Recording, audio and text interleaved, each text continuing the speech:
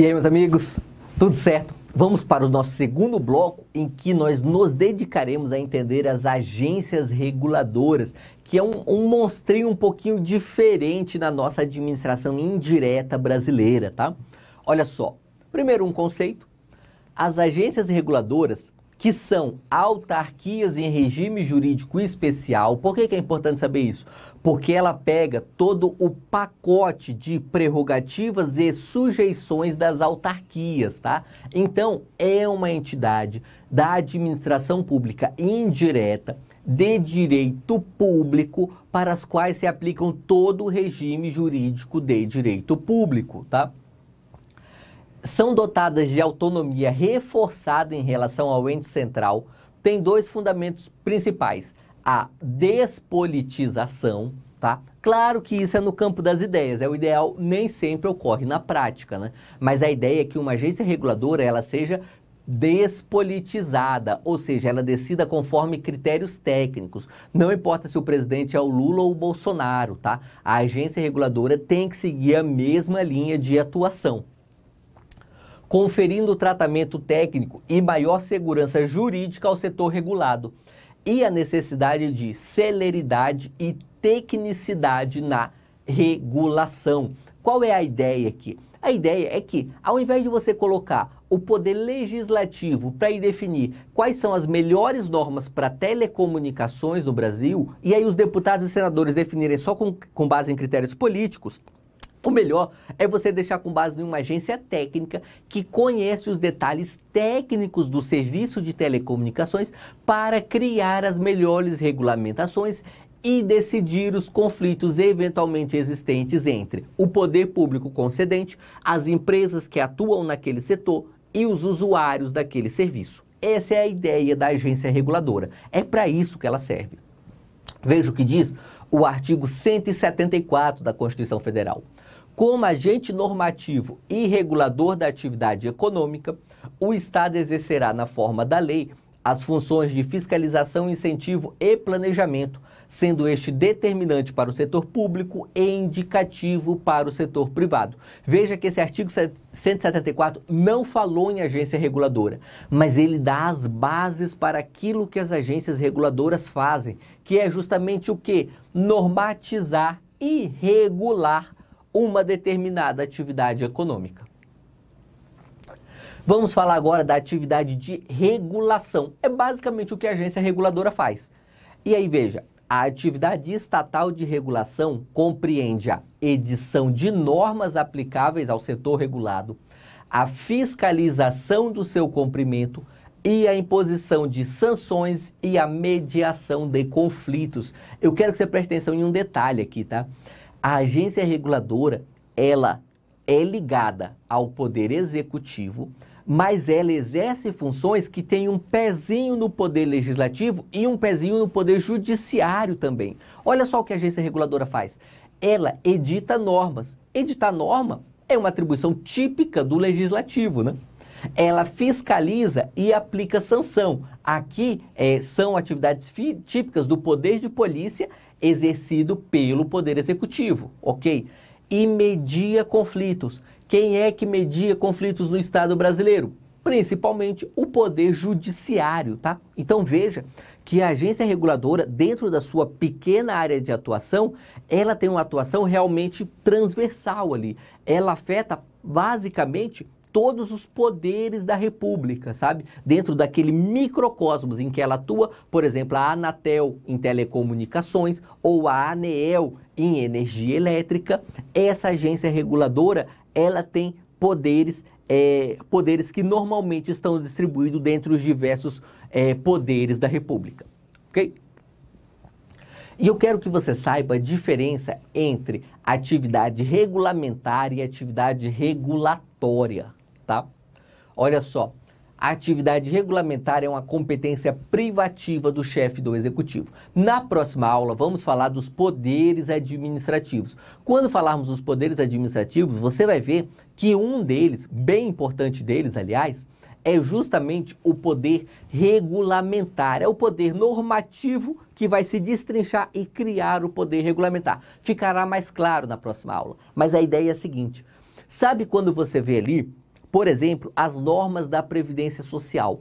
E aí o INSS vai lá, faz os estudos, vê como é que deve exercer sua atividade, e o presidente da República faz um decreto. Esse decreto regulamenta as leis previdenciárias para a atuação do INSS. Tá? Então, por exemplo, nós temos um decreto previdenciário que atualmente está em vigor, o de 2020. Ele foi promulgado em meados de 2020. Então, veja, essa é a ideia aqui desse poder regulamentar. É pegar o que está na lei e destrinchar para as atividades concretas da administração pública. Quem faz é o chefe do Poder Executivo, mediante decretos regulamentares. Aqui nós temos a edição de normas gerais para cumprimento da lei. Esse decreto, como você sabe, ele é estritamente submetido à lei, não pode ir nem além, nem ficar aquém. O conteúdo é político. Quando eu digo que o conteúdo político é porque ele é um ato feito por um agente político, que é o presidente da República, e ele, claro, vai usar ali também a sua ideologia política, vai usar ali a sua expertise política, vamos dizer assim, para direcionar o poder público no sentido ideológico que ele defende. É natural da política. Já a atividade regulatória é competência das entidades administrativas, no caso das agências reguladoras que estamos estudando agora. É exercício de atividade normativa, executiva e judicante. Como eu falei, pega ali pequenos aspectos dos três poderes da República. O conteúdo é técnico, não é um conteúdo político, tá? O conteúdo da agência reguladora é sempre técnico. E a Maria Silvia Zanella de Pietro vai falar o seguinte: ela defende que somente a Agência Nacional de Petróleo, a ANP, e a Agência Nacional de Telecomunicações, a Anatel, dada a previsão constitucional, têm competência normativa mais amplas, pois as demais agências não são definidas na Constituição e foram criadas apenas a partir das leis. Entretanto, ainda assim, para a autor e para o STF, os atos sempre estarão no patamar hierárquico inferior às leis. Olha só qual é o ponto aqui. Esse argumento da Maria Silvia Zanella de Pietro é muito bom, por isso que eu trouxe ele aqui para a gente analisar em aula. Veja o seguinte: as agências reguladoras, elas têm uma previsão genérica na Constituição, ali nós vimos artigo 174, mas tem duas agências que têm previsão específica diretamente no corpo do texto constitucional. É a Agência Nacional de Petróleo e a Agência Nacional de Telecomunicações. Só elas duas, as demais agências não têm. Qual é o argumento da Maria Silvia Zanella de Pietro? Se você coloca muito poder para as agências reguladoras que não estão previstas na Constituição, você faz isso só através de lei, você vai estar, por vias indiretas, burlando a Constituição na distribuição de poderes. Porque, como vimos, as agências reguladoras, elas têm uma capacidade normativa ampla e até mesmo uma capacidade judicante, tá? Então, só quem teria esses poderes amplos seriam as duas agências previstas no texto constitucional, a ANP e a Anatel.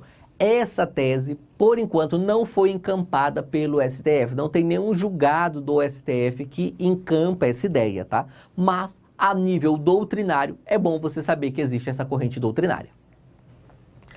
Que o julgado, 2019, a função normativa das agências reguladoras não se confunde com a função regulamentadora da administração, tampouco com a figura do regulamento autônomo. Nós vimos agora há pouco, e o regulamento autônomo você estuda lá em Constitucional, mas também veremos na próxima aula, pode ficar tranquilo.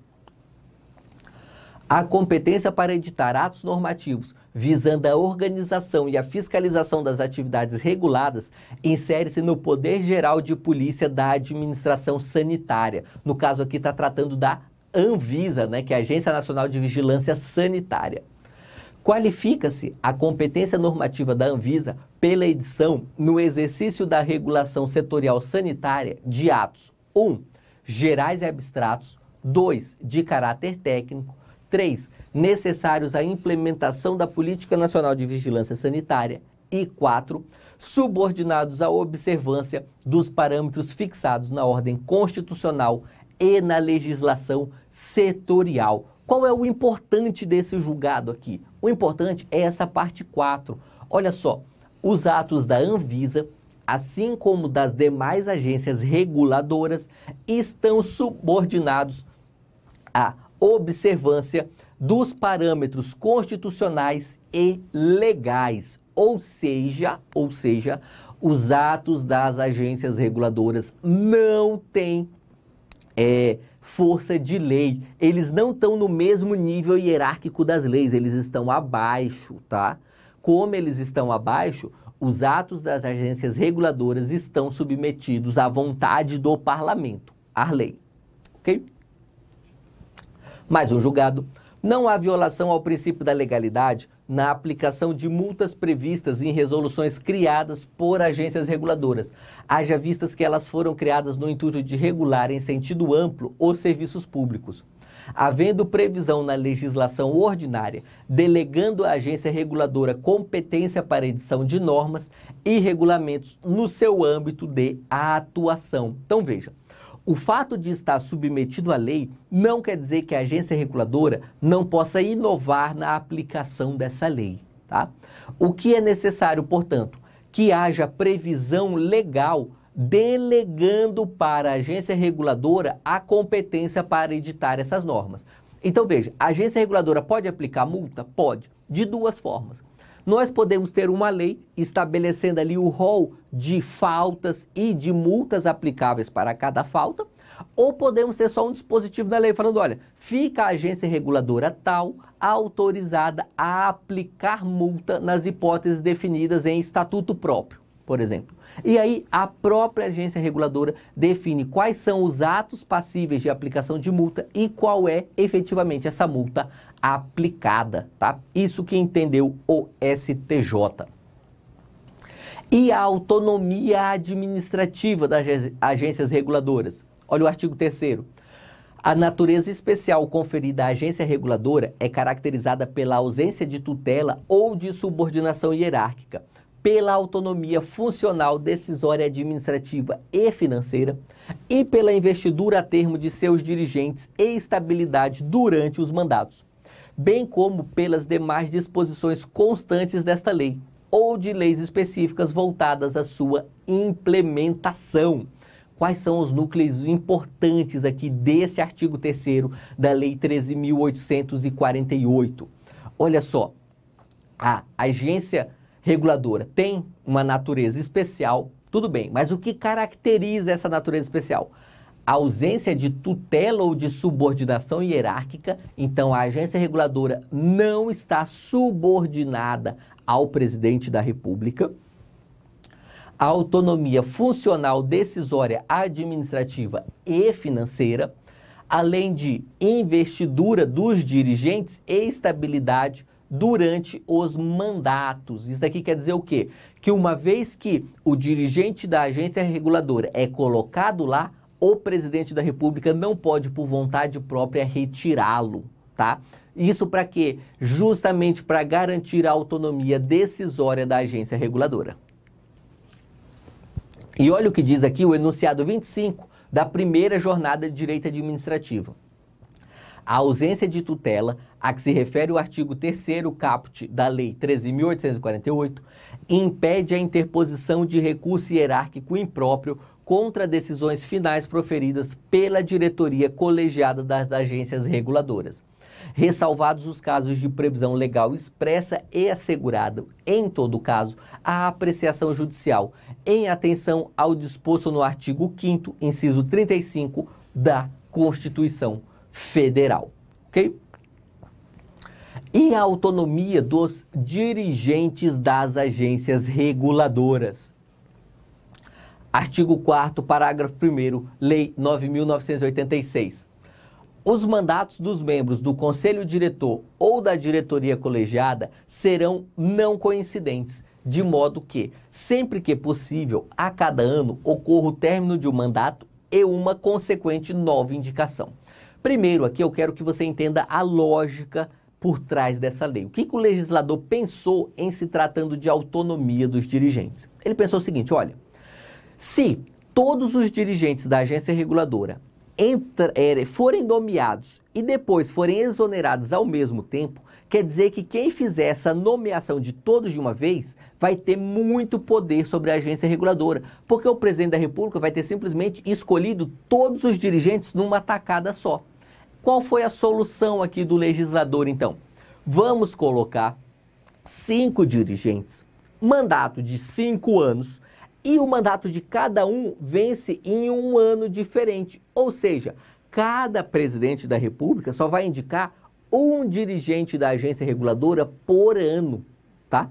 De tal modo que a renovação dentro da agência é lenta, é gradual, ela não tem grandes rupturas de entendimento. Geralmente você vai tendo um amadurecimento dos entendimentos aos poucos, gerando maior estabilidade para os agentes econômicos que atuam naquela atividade. Essa é a ideia. Por isso que os mandatos são não coincidentes. Quer dizer, um vai de 2020 a 2025, o outro 2021 a 2026 e o outro 2022 a 2027. Enfim, os mandatos dos dirigentes não são todos no mesmo período, tá? E, desse modo, a cada ano ocorre o término de um mandato. E o artigo 6º. O mandato dos membros do Conselho Diretor ou da diretoria colegiada das agências reguladoras é de 5 anos, vedada a recondução, ressalvada a hipótese do parágrafo 7º do artigo 5º, que fala que é o seguinte, olha, ocorrendo a vacância no cargo de presidente, vice-presidente, diretor-geral, diretor ou conselheiro no curso do mandato, este será completado por sucessor investido na forma prevista no caput e exercido pelo prazo remanescente, admitida a recondução se tal prazo for igual ou inferior a 2 anos, tá? Então, olha só, temos os 5 dirigentes os 5 dirigentes da agência reguladora, o mandato é de 5 anos, ok. Quando um sai, quando o presidente sai, para que esse cargo não fique vago, nós temos que colocar ali um novo presidente na agência reguladora. Se ele entrou nos últimos 2 anos, aí ele pode ser reconduzido. Se ele não entrou nos últimos 2 anos, não há recondução aqui para os membros do Conselho Diretor e da diretoria colegiada. Ok? Artigo 8º. Os membros do Conselho Diretor ou da diretoria colegiada ficam impedidos de exercer atividade ou de prestar qualquer serviço no setor regulado pela respectiva agência por período de 6 meses, contados da exoneração ou do término de seu mandato, assegurada a remuneração compensatória. O que é isso? Isso é o período de quarentena, tá? O dirigente da agência reguladora, ele tem um período de quarentena, que embora o nome seja quarentena, não é 40 dias, né? É um período de 6 meses. Nesses 6 meses, ele fica recebendo remuneração, tá? Justamente porque ele está impedido de trabalhar para qualquer empresa privada que atue no setor. Artigo 9º. O membro do Conselho Diretor ou da diretoria colegiada somente perderá o mandato. Ou seja, quais são os casos, então, de perda do mandato? São bem estritos esses casos. Em renúncia, o próprio diretor decide que não quer mais. Em caso de condenação judicial transitada em julgado, é preciso trânsito em julgado, ou de condenação em processo administrativo disciplinar, e aqui nós também precisamos ter o trânsito em julgado administrativo desse processo administrativo, ou por infringência de qualquer das vedações previstas no artigo 8º-B dessa lei. E o artigo 8º-B vai falar quais são essas vedações. E aí, olha só, ele não pode receber, claro, sob qualquer título ou pretexto, honorário percentual ou custas processuais, não pode exercer qualquer outra atividade profissional, exceto o magistério, havendo compatibilidade de horário, não pode emitir parecer sobre matéria de sua especialização e não pode exercer atividade sindical, ok? Agora, já encaminhando aí para a parte final da nossa aula de agências reguladoras, vamos ver o processo decisório das agências reguladoras. Quais são as regrinhas para elas decidirem os seus assuntos? Olha o que diz o artigo 4º da Lei 13.848. A agência reguladora deverá observar em suas atividades a devida adequação entre meios e fins. O que o legislador fez aqui foi cobrar a aplicação do princípio da proporcionalidade, tá? Então, a administração pública, através da agência reguladora, tem que verificar se o que ela está cobrando ali dos agentes econômicos tem uma finalidade específica, ou seja, os meios, os custos que os agentes econômicos vão ter para cumprir aquelas regras valem o benefício que se está buscando, vale aquele fim. Vedada a imposição de obrigações, restrições e sanções em medida superior àquela necessária ao atendimento do interesse público. Ou seja, todas as regras criadas pelas agências reguladoras têm que estar ali naquele mínimo necessário para resguardar o interesse público. Artigo 6º. A adoção e as propostas de alteração de atos normativos de interesse geral dos agentes econômicos, consumidores ou usuários dos serviços prestados serão, nos termos de regulamento, precedidas de realização de análise de impacto regulatório, AIR, que conterá informações e dados sobre os possíveis efeitos do ato normativo. Aqui você vai prestar atenção no seguinte, tá? Quando a agência reguladora quer alterar uma atividade que já está funcionando, ela tem que fazer essa análise de impacto regulatório para falar o seguinte, olha, já que eu vou criar uma nova norma, antes eu tenho que estudar como essa nova norma vai afetar o setor, justamente para ver se ela não vai ser mais prejudicial do que benéfica, ok? E olha o que diz a primeira jornada de direito administrativo, enunciado 38, a realização da análise de impacto regulatório por órgãos e entidades da administração pública federal deve contemplar a alternativa de não regulação estatal ou desregulação. O caso aqui é o seguinte, imagina, por exemplo, nós temos lá a ANAC, Agência Nacional de Aviação Civil.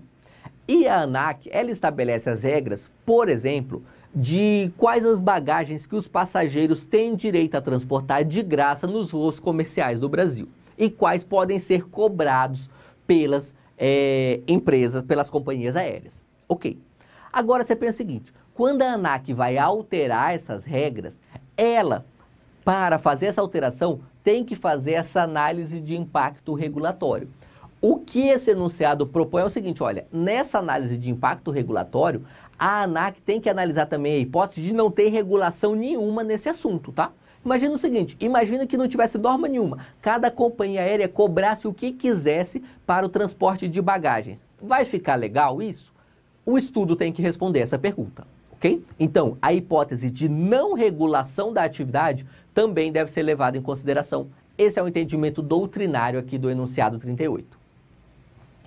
E o artigo 6º, parágrafo 5º, nos casos em que não for realizada a análise de impacto regulatório, deverá ser disponibilizada, no mínimo, nota técnica ou documento equivalente que tenha fundamentada a proposta da decisão. Então, se não faz análise de impacto regulatório, no mínimo uma nota técnica é necessária.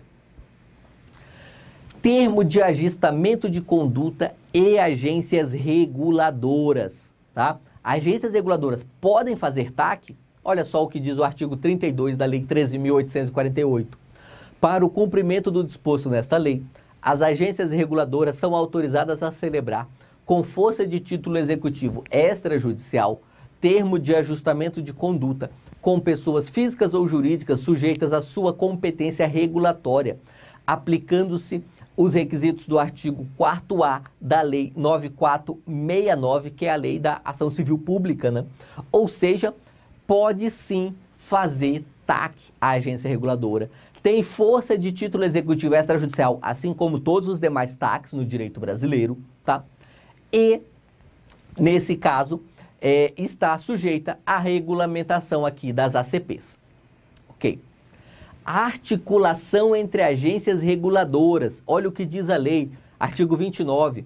No exercício de suas competências definidas em lei, duas ou mais agências reguladoras poderão editar atos normativos conjuntos, dispondo sobre matéria cuja disciplina envolva agentes econômicos sujeitos a mais de uma regulação setorial. Ou seja, quando nós tivermos um assunto, Por exemplo, criando um exemplo hipotético aqui, né? Imagine a utilização dos postes. Quem utiliza os postes? As companhias de energia elétrica e também as de telecomunicações. Então é possível que nós tenhamos uma regulamentação conjunta entre a Anatel, Agência Nacional de Telecomunicações, e a ANEEL, Agência Nacional de Energia Elétrica, para regular a utilização dos postes públicos. É possível? É um cenário plenamente possível, embora eu acho que essa regulamentação nem exista, foi só um exemplo hipotético, mas é justamente isso que diz aqui o artigo 29. 2 ou mais agências reguladoras podem editar um ato conjunto quando aquela atuação específica é do interesse das 2 ou mais áreas. Artigo 34. As agências reguladoras de que trata esta lei poderão promover a articulação de suas atividades com as de agências reguladoras ou órgãos de regulação dos estados, do Distrito Federal e dos municípios. O que o legislador fez aqui foi implementar o federalismo cooperativo no âmbito das agências reguladoras, ou seja, se incentiva que as agências públicas federais, estaduais e municipais atuem em conjunto para melhor regulamentar determinada atividade. Ok.